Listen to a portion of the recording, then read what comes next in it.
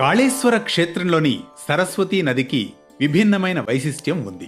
కాళేశ్వర క్షేత్రంలో 3 నదుల పుష్కరాలు జరుగుతాయి కనుకనే ఈ క్షేత్రాన్ని దక్షిణ కాశీగా కూడా పిలుస్తారు.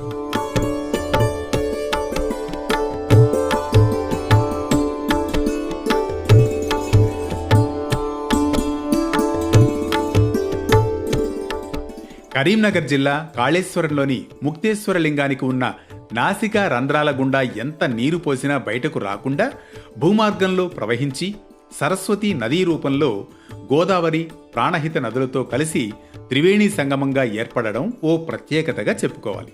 అంటే అంతర్వాహినిగా వెళ్లి శివుణ్ణి అర్చించిన ఆ జలమే సరస్వతీ నది. అందుకే ఇక్కడ సరస్వతీ నదీ పుష్కరాలు జరుగుతాయి. సరస్వతీ నదికి గుప్తకామిని అని పేరు కూడా ఉంది.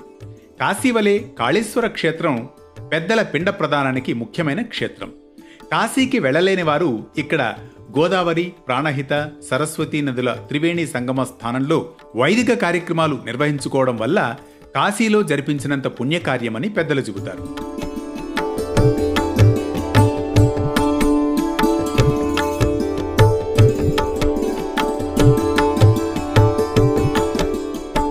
కాళేశ్వరంలో ఎన్నో ప్రత్యేకతలున్నాయి.